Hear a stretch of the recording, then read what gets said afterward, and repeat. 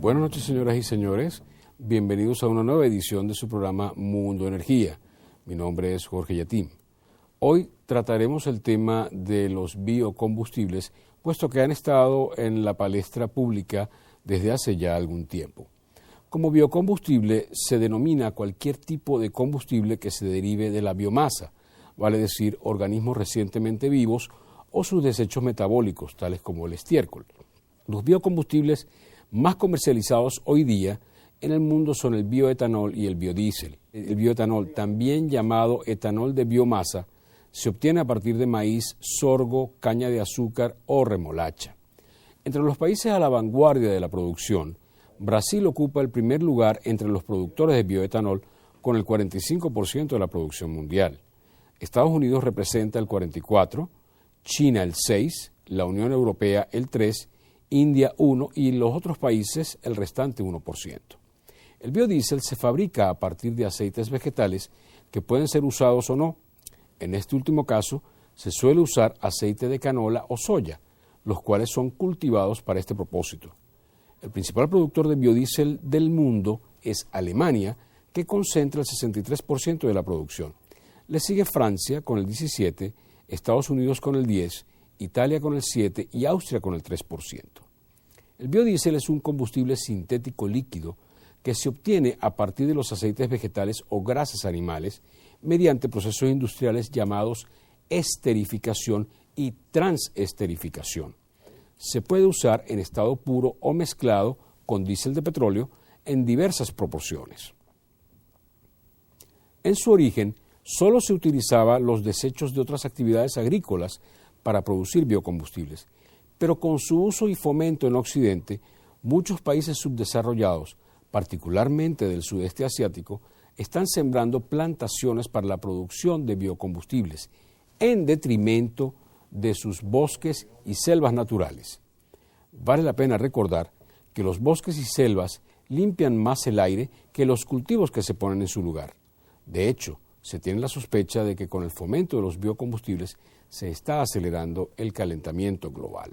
Al utilizar los suelos agrarios para el cultivo de biocombustibles, en lugar de usar exclusivamente los desechos de otros cultivos, se ha comenzado a producir un efecto de competencia entre la producción de alimentos y la de biocombustibles. Las plantaciones para biocombustibles se cosechan cada 6 meses y los pastos en los que se cría el ganado permiten obtener beneficios durante varios años, con lo que se comenzó a usar aquellos para el cultivo de las plantas para producir biocombustibles. La conclusión de esto fue un incremento en los precios de la carne, incluso llegando a triplicar su costo en Argentina y en otros países. El biodiesel ofrece prácticamente el mismo contenido energético que el diésel normal. Una de sus mayores ventajas es que se puede emplear en motores existentes sin que sus sistemas de inyección sufran gran impacto. De hecho, el biodiesel tiene un número de cetano superior al diésel que se produce y que se consume en los Estados Unidos. En pruebas realizadas a lo largo de más de 50 millones de millas recorridas por camiones, buques y motores diésel estacionarios, el biodiesel muestra una tasa de consumo, potencia, torque y capacidad de carga similares a las que el diésel convencional. Los manufacturadores de motores han cambiado ciertos componentes de estos por otros más adecuados para el manejo del biodiesel.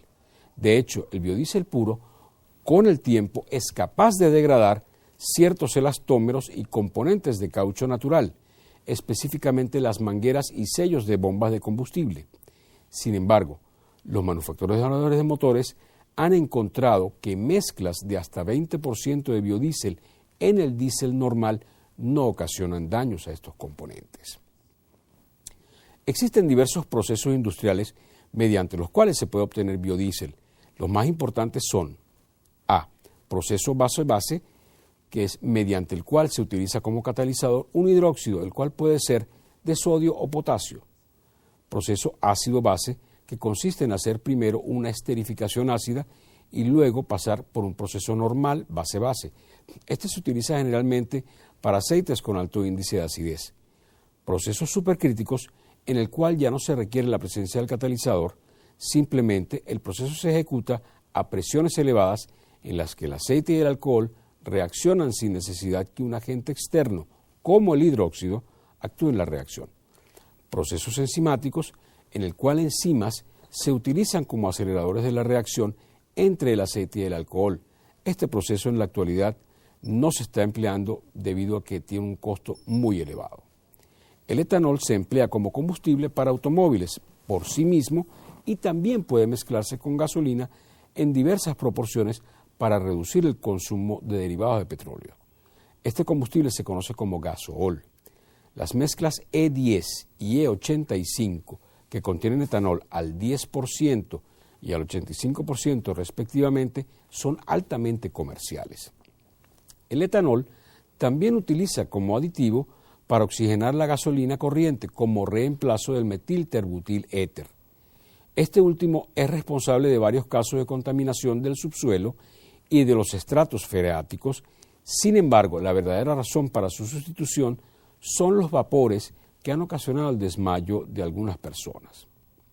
Desde hace más de 5.000 años, el etanol se ha obtenido por fermentación anaeróbica de los azúcares con levadura en solución acuosa y su posterior destilación. La aplicación tradicional ha sido la producción de bebidas alcohólicas como el ron, vino, aguardiente y cerveza. Al regresar de comerciales, hablaremos sobre los tipos principales de materias primas para la producción de este biocombustible. Ya regresamos.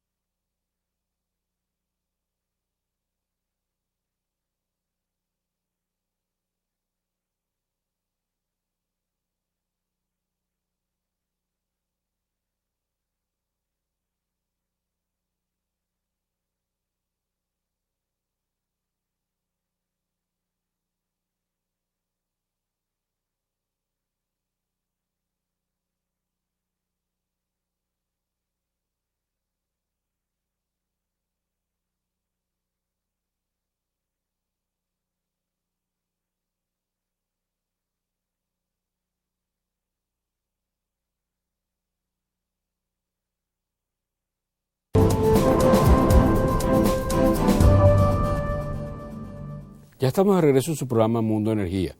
Habíamos quedado en que íbamos a discutir sobre las materias primas para la manufactura de etanol. Pues las tres materias primas principales para la producción a gran escala de bioetanol son sustancias con alto contenido de sacarosa, tales como la caña de azúcar, azúcar de remolacha, melazas y sorgo dulce. Sustancias con alto contenido de almidón, maíz, papas, yuca, etcétera, y sustancias con alto contenido de celulosa como la madera, papel, cartón y residuos agrícolas. En la actualidad, 3 países han desarrollado programas para la fabricación de bioetanol como combustible: Estados Unidos a partir del maíz, Brasil y Colombia, ambos a partir de la caña de azúcar.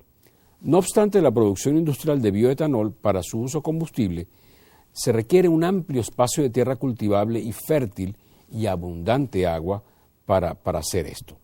El método más antiguo para separar el etanol del agua es la destilación simple, pero la pureza de este proceso está limitada a un 95 o 96%. A lo largo de la destilación hay que desechar la primera fracción que contiene metanol formado por reacciones secundarias, y aún hoy día este es el único método aprobado para la producción de etanol para consumo humano. El uso del etanol como combustible o como mezcla requiere la eliminación del agua para alcanzar una pureza del 99.9%. El valor exacto depende de la temperatura que determina cuándo ocurre la separación entre las fases de agua y el alcohol. El etanol puro reacciona con ciertos materiales de goma y plástico, pudiendo disolverlos, y no debe utilizarse en motores sin modificar. Además, el etanol puro tiene un octanaje mucho más alto que la gasolina normal 116 de índice de antidetonante versus 86 que tiene la gasolina. Por lo tanto, se requiere modificar la relación de compresión del motor y o la sincronización de la chispa para obtener un máximo rendimiento. En 1989, Brasil produjo 12 millones de metros cúbicos, que equivale a 207.000 barriles por día de etanol puro para combustible, a partir de la caña de azúcar, que fue utilizado en 9.2 millones de vehículos. También está ampliamente disponible en el medio oeste de los Estados Unidos. Como dato curioso, las mezclas de etanol son las únicas que se pueden vender en el estado de Minnesota. Las mezclas típicas son el E5 y el E7, que tienen 5 y 7% respectivamente de etanol. Estas concentraciones son generalmente bastante seguras para los motores vehiculares de data reciente. Colombia inició un programa de incentivos para el uso del etanol como combustible en el año 2002. En ese año, el gobierno aprobó una ley que obliga el incremento del oxígeno en la gasolina. Esto se hizo inicialmente para reducir las emisiones de monóxido de carbono de los vehículos. Regulaciones más recientes han exonerado al etanol proveniente de biomasa de algunos impuestos que gravan la gasolina, haciendo así más barato el etanol que la gasolina. La industria azucarera colombiana manifestó gran interés en la producción de etanol, ya que es relativamente fácil añadir un módulo para producir etanol en el estadio final de la producción de azúcar, porque las necesidades energéticas son similares a las que se necesitarían para producir el azúcar. El gobierno ha incentivado a convertir gradualmente los combustibles vehiculares a una mezcla de 10% de etanol y 90% de gasolina. La primera planta de etanol para uso como combustible en Colombia inició operaciones en octubre de 2005 con la producción de 300.000 litros al día en el departamento del Valle del Cauca. Hasta marzo del 2006, 5 plantas, todas ellas en el Valle del Cauca, están operativas con una capacidad combinada de más de 1 millón de litros por día, que equivale a 6.600 barriles por día. En el 2006, Brasil fue el mayor productor y consumidor de etanol como combustible en todo el mundo. Desde los años 80, Brasil ha desarrollado una extensa industria doméstica de etanol como combustible a partir de la producción y refinación de la caña de azúcar. Brasil produce aproximadamente 15 millones de metros cúbicos de etanol por año, que equivalen a 258.000 barriles por día. Desde 2003, muchos automóviles han incorporado la tecnología de motor dual que permite mezclar etanol y gasolina en el tanque y funcionar con cualquier porcentaje de mezcla. En Estados Unidos, apenas 600 estaciones de servicio de un total de más de 200.000 pueden suministrar E85, por lo que la inversión requerida para la masificación del uso de ese combustible se ha erigido como un escollo importante. Sin embargo, la capacidad productiva de etanol en ese país es de 17 millones de metros cúbicos al año y se piensa incrementarla en 8.5 millones de metros cúbicos al año. El etanol en Venezuela solo se utiliza como aditivo para la gasolina sin plomo.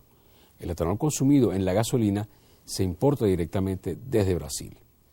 El hidrógeno es el producto central de muchas investigaciones que se están realizando en varios países del mundo. Dado que el hidrógeno en su estado gaseoso ocupa un volumen muy grande comparado con otros combustibles, la logística de manejo se convierte en un gran problema. Una posible solución es el uso del etanol para transportar el hidrógeno para después liberarlo en un reformador de hidrógeno y poder así alimentar una celda de combustible. Otro factor que atenta contra la utilización masiva del hidrógeno como combustible es su elevada inflamabilidad, lo que quedó ampliamente demostrado en 1937 con el incendio del dirigible Hindenburg en Nueva Jersey. Esta nave flotaba debido a que estaba completamente llena de hidrógeno y por una descarga de electricidad estática ocurrió el incendio que acabó con ella. Comparado con la gasolina sin plomo convencional, el etanol es una fuente de combustible que produce igual dióxido de carbono y agua, al igual que todos los combustibles. Para cumplir la normativa de emisiones, se requiere la adición de oxígeno para reducir emisiones de monóxido de carbono. Sin embargo, al ser el etanol más volátil que la gasolina, arrastra consigo, aumentando así la emisión de compuestos orgánicos volátiles. Al regreso de comerciales, les presentaremos los movimientos que han ocurrido en la última semana en el mercado de los hidrocarburos. Ya regresamos.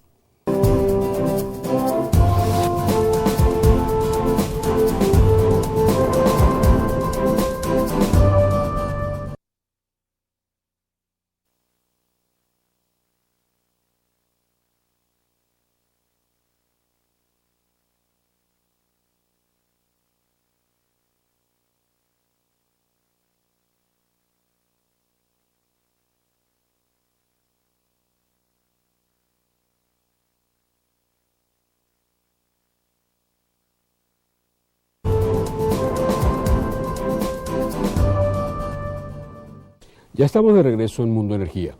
La pasada semana hicimos un comentario en relación al comportamiento del mercado petrolero hacia finales de año. En el mercado petrolero se conocen ciertas épocas del año como temporadas. Hay la temporada de gasolina que ocurre en verano, la temporada de destilados que se sucede en invierno y la temporada de asfalto que dura generalmente de marzo a octubre, básicamente debido a que a partir de ese mes se suele aceptar que el invierno ha terminado y los municipios comienzan a contratar labores de reparación de carreteras. Venezuela, al igual que sus pares árabes de la OPEP, tiene enormes yacimientos de crudo pesado, sin considerar la faja del Orinoco. Pero, sin lugar a dudas, los crudos pesados venezolanos producen los asfaltos de mayor y mejor calidad, calificativo reconocido por las grandes firmas petroleras del mundo. Los crudos asfalteros por naturaleza son el Boscán, Bachaquero, Laguna, BCF 22 y 24, Tía Juana Pesado, Merey y otros. No obstante, la temporada de manufactura y venta de asfalto tiene un límite, como se dijo al principio, pero la producción de crudo no se detiene. Y si este no se vende, pues se almacena en tanques gigantescos. Sin embargo, la capacidad de los tanques no es infinita y llega un momento en que si no se carga un buque, la producción debe ser reducida y esto es un sacrilegio para el personal de producción. Esto da por descontado que las operaciones internacionales hayan recibido parte de esta producción, aun si no la quieren o necesitan. Esto conduce a que en los meses de noviembre y diciembre, particularmente en este último, el personal de ventas tenga numerosos problemas para colocar cargamentos de este tipo de crudo en el mercado. Primero, porque la demanda, si llega a existir, es muy pequeña. Y segundo, porque existe el apremio por vender toda la disponibilidad y evitar que se ruede un cargamento hacia el nuevo año. Esta situación la conocen todos los traders del mundo, porque ha ocurrido todos los años y ocurren sorpresas, tanto agradables, de repente surge la necesidad de comprar un cargo, el trader puede discutir los términos en igualdad de condiciones, pero también las hay desagradables, cuando un trader se hace rogar para comprar el cargamento en cuestión y en todas las ocasiones siempre hay que bajar el precio. ¿Por qué las ventas caen tanto hacia finales de año? Básicamente porque todas las legislaciones impositivas del mundo gravan a las empresas por la acumulación de inventarios al 31 de diciembre o a la fecha de cierre fiscal. No importa si el producto o crudo está en el tanque o en el agua. Y como esta es una época en la que se evalúa la actuación del personal, nadie quiere cerrar sus libros de año creando esa carga impositiva para su empresa, porque se va a reflejar en su bono de fin de año. Ahora vamos a hablar de algunas noticias que han ocurrido en la última semana. Se teme que al menos 10 trabajadores hayan perecido producto de un accidente ocurrido el pasado martes en la plataforma de perforación Usumacinta en la bahía de Campeche, costa afuera en el Golfo de México. El accidente ocurrió cuando vientos de 130 km por hora ocasionaron la caída de una grúa suspendida sobre el juego de válvulas comúnmente denominado árbol de Navidad, lo que a su vez ocasionó un escape de gas y petróleo crudo. 81 trabajadores de la plataforma y otros 5 de un barco que fue a prestar ayuda en la emergencia fueron rescatados. Sin embargo, las autoridades de Pemex refirieron que están evaluando los daños de este accidente, el cual al momento de la redacción de esta aún estaban tratando de controlar. BP acordó pagar $303 millones como compensación en una acusación civil sobre manipulación del mercado de propano en el año 2004. El Departamento de Justicia también anunció que va a acusar a un trader de gasolina de esta compañía por supuestas operaciones no muy cristianas en el mercado de la gasolina sin plomo. Los reguladores federales han acusado a BP de manipulación ilegal del precio del propano a través de una operación de arrinconamiento. Vulgarmente en Venezuela se conoce el arrinconamiento como acaparamiento, en el año 2004, que es básicamente comprar la mayoría de los cargamentos disponibles de propano en el mes en cuestión para luego venderlos a precio más alto. Esta es una de las acusaciones más difíciles de probar, pero a la que toda empresa teme. Implicaría la entrega de toda la documentación que BP mantiene tanto en sus archivos físicos como electrónicos, y recabar esa información es bastante complejo, aún con el soporte total de BP. BP dijo en junio del 2006 que estaba listo para probar en las cortes que no ocurrió manipulación de ese mercado. Sin embargo, admitió también que varios traders de propano habían sido despedidos con relación a este caso. Y hablando del biodiesel, una de las estrellas del programa de hoy, se supo que el desarrollo de la producción de biodiesel en Europa tendrá un impacto bastante reducido en el déficit de diésel de la Comunidad Europea. El impacto del biodiesel es muy limitado por el marco legal y aún hay problemas por resolver. Así lo dijo Jean-Jacques Mosconi, vicepresidente senior de Estrategia y Desarrollo de la empresa Total. Continuó refiriendo Mosconi que el aceite vegetal no es suficiente como producto base y todavía está vivo el debate sobre el impacto de la producción alimentaria. Se requeriría una segunda generación de biocombustibles como la biomasa y la gasificación de la biomasa para incrementar la producción para el año 2015. El crecimiento de la producción en Europa no será suficiente para paliar la alta dependencia de las importaciones que Europa sufre hoy día. Así lo señaló David Martin, analista senior de la Agencia Internacional de Energía. Por ley, la Comunidad Europea se ha trazado la meta de cubrir 10% de la demanda de diésel con combustible vegetal para el año 2020, pero hay serias dudas en cuanto a la capacidad de todos los países de la comunidad de poder cumplir con este mandato. El señor Mosconi concluyó indicando que aún hay muchos obstáculos de tipo técnico que resolver y que deben concentrarse en esto antes que pensar en llegar al 2020. Los inventarios de crudo y combustibles en los Estados Unidos nuevamente cayeron, esta vez de manera estrepitosa en la semana anterior. Los inventarios de crudo se redujeron en 5.3 millones de barriles.